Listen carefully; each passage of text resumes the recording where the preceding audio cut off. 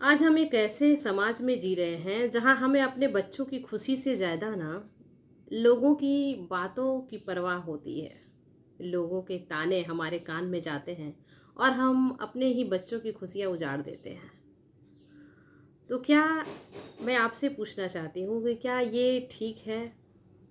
क्या ये समाज जो है वो हमें अपने बच्चों की खुशियां छीनने का इजाज़त दे रहा है? हमारा कहना है कि समाज वाले जो होते हैं ना, या लोग जो होते हैं, जब आप तकलीफ में होते हो ना, तो आपका साथ देने के लिए वो लोग नहीं आते। लेकिन जब भी कुछ ऐसी बातें हों तो समाज वाले आ जाते हैं तुरंत चर्चा करने के लिए या फिर ताने मारने के लिए। तो ऐसे समाज की परवाह ही क्यों करनी। यहाँ मैं एक घटने को देख रही हूँ, जो कि एक लड़की रोकर बिलक रही है और बोल रही है कि मेरी शादी जो हुई कुछ दिनों पहले ही हुई थी और मैंने अंतर्जातीय विवाह किया, और विवाह करने के बाद कुछ दिनों के बाद से ही मेरे पिता को जैसे ही ये सारी चीज़ें पता चली, मेरे पिता ने जिस कॉलेज में मैं पढ़ती थी वही कॉलेज में मुझे प्यार हुआ एक लड़के से, और उस लड़के की जान भी उसी कॉलेज के गेट के सामने ली गई, और वो उनके पिता ने किया। क्यों?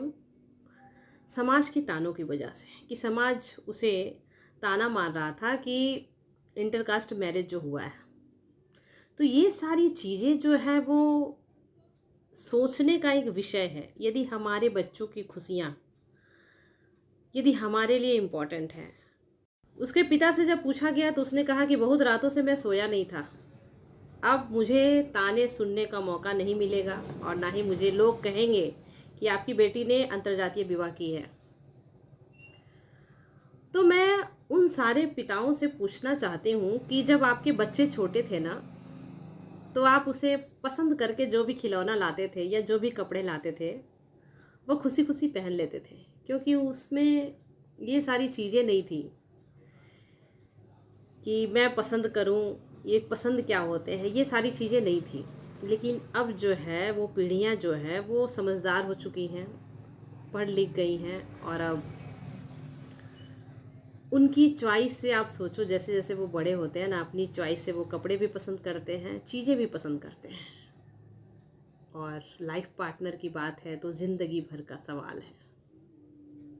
और मैं उन बेटियों से भी कहना चाहूँगी कि यदि आप ऐसा कदम उठाते भी हो ना, तो कम से कम लड़के को ऐसा ढूंढो ना कि पलट कर फिर आपको मैके आने की ज़रूरत ना पड़े। मतलब लड़का भी संस्कारी, अच्छे घर का हो और रिच फैमिली से बिलोंग करता हो, ताकि आपको या आपके पिता को कभी भी ये सोचने का मौका ना मिले या फिर पछतावा ना हो कि मैंने गलत फैसला लिया अपने जीवन में।